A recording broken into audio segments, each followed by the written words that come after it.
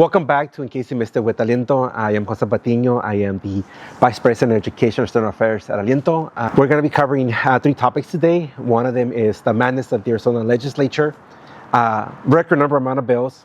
We'll talk to some of those. We'll talk about ICE getting taxpayers' data from the IRS, and then we'll also talk about public opinion polls around ICE, as well as some of the activities that local organizers and activists are doing to defend their community. But before we get started, hey, the Arizona winter came. It's in the 60s in the middle of the day. So I'm glad, but also please, those of you who are in Arizona, other parts of the country, please stay safe. There's a lot of people getting flu. I'm recovering from the flu, and it's not fun. So let's get started. So here at the Arizona legislature, we have over 4,000 bills being introduced, record amount of bills. We are focusing on education, mental health, and immigration. We're tracking about 25 different bills. Some of them we think will be a benefit for the community. Some of them we think will be detrimental. We're going to highlight a few. The first one is the SB 1051. We call it a hospital bill that will require hospitals to, as for the patient's immigration status, take that data and then send it to not only the governor agencies, but also the state legislature. Our concern within that is we know already the immigrant community is worried and afraid to interact with institutions like going to the hospital for care. Like when I was undocumented, we didn't go to the hospital. Even now that I have DACA, I hardly go to the hospital unless it's like an emergency. It's just kind of this ingrained fear in it. What we have seen and many studies have shown is that if this were to become law, I think more and more people are going to delay a service. They're probably going to go when they need to, which is the ER, which is going to actually more costly to the state. So this bill doesn't actually help anybody. I think it's part of this whole movement to create fear in the community. The other bill is this actually SB 1051 passed in the Senate, in the House, now goes to the Governor Hobbs' desk. Aliento, we're asking it to veto this bill. There's another bill called SB 1055, also sponsored by Senator Wendy Rogers. It would require more local cooperation between ICE and local law enforcement. Again, we're against it. We have seen what SB 1070 did with our community. We have seen what Joe Arpaio and 27G agreements, those agreements between police and ICE, and collaborating, what that does to our community, as well as build distrust.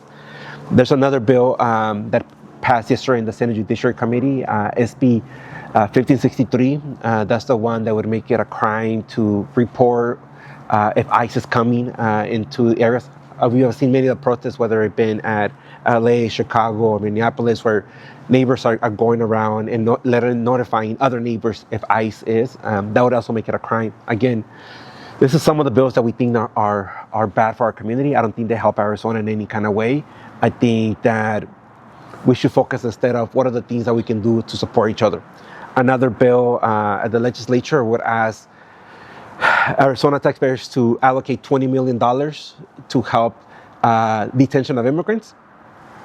For us, it's like, that is a waste. Why don't we use those resources, spend that either on early childhood programs, education, fund the Arizona Promise program, help students go to college, help parents be able to pay for child tax credit. There's so many needs in the community that we shouldn't be spending money on these things because we know already what's going to happen. Continuing the theme of immigration enforcement, we have now seen multiple public opinion polls being released that more and more Americans are against how ICE is arresting, detaining, and deporting immigrants, whether it be going to the courts as migrants are coming in for their legal appointment, arresting them, deporting them, or going to USCIS as their appointments, or just going to people's workplace, like here in Arizona, SIPs, or whether it be a Home Depot, any of the sort.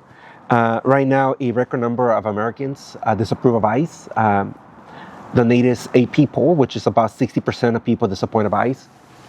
I've been involved in immigration advocacy like since 2007, but really got involved in 2010 here during SB 1070, the DREAM Act push that we were doing.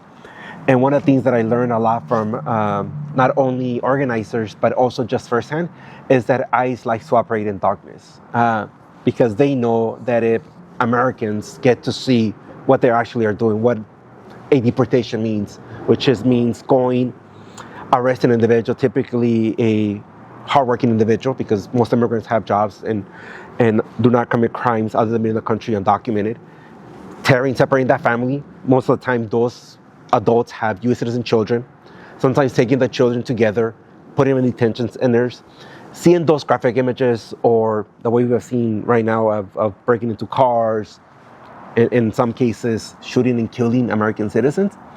We know that Americans don't like that. So ICE doesn't like to operate in the sunlight.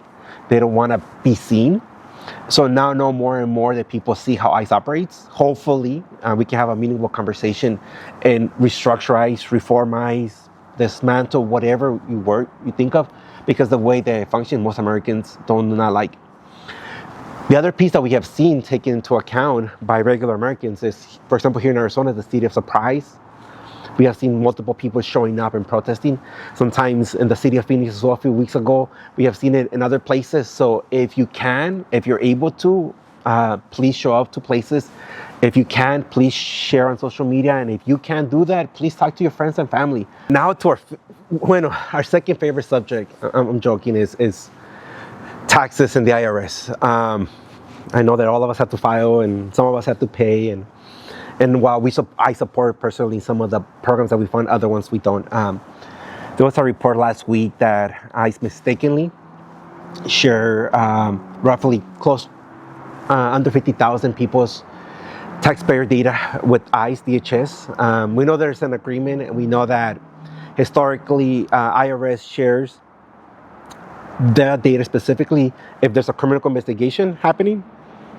But this time that didn't occur. That was by mistake. Thankfully, it was stopped in the courts. Nationwide, we know about 5 million children under the age of 18 live in a mixed status family. Here in the state of Arizona, it's about a 1 in 9 K-12 students. So anywhere between 120 to 160,000 students live in a mixed status family. We also know that many families are choosing not to complete or file their taxes because they're afraid that information is going to be used against them. We also know that the number one way that students are able to pay for their schooling, especially low-income students and mixed-status students, is through the FAFSA. But in order to apply for the FAFSA, the financial aid, you need to complete taxes, and if the parents are not doing, they're not going to be able to. We know that a lot of scholarships ask for financial need, and they also ask you for the FAFSA to be completed. So this is a challenging time, and we do encourage individuals to still continue filing their taxes, and we encourage making sure that students continue their educational dreams, because that's what mom always tells me. My dad is like, that's why we came to the U.S. They knew that coming to the U.S. is going to be hard, and they knew that while they wanted to live their American dream, in reality, they were setting the stage for us, the children, to live that American dream. So we want to make sure that if you're undocumented, if you are a green card holder, legal permanent status, a U.S. citizen, and you live in a mixed status family, you can still live that dream. And part of it is through higher education. So I know that it's challenging. I know that it's scary. And I know that it doesn't feel like it's protected, but I still do encourage individuals to file their taxes. But if you also feel worried, it's 100% valid. We also recommend check with an attorney or even within your tax professional or accountant to making sure that you have all the right information before you make that decision. So now you have all this information of all the bills here in Arizona. What can you do? You can go to the Capitol, make your voice heard. You can make calls, you can make emails. But if you can't do that, you can do a process called Request to Speak, or RTS, here in the state of Arizona, where you create an account. And if you can't go to the Capitol, we're going to send a link to sign up, and we'll go to the Capitol, sign you up, send you the link so you can make sure to have your voice heard on these bills like SB 1051 or SB 1563. And that's a great way that politicians get to hear from you in the community, whether you support or against a certain bill. The other piece is there's always resources, so go to alientoac.org/resources to either look for mental health, scholarships, any of the sort.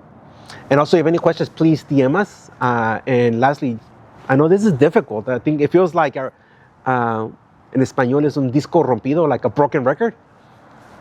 Like, you're not alone, and we're gonna keep at it. I think my belief is part of the goal that people want us is to give up, to make it seem like we can't do anything and can't move forward.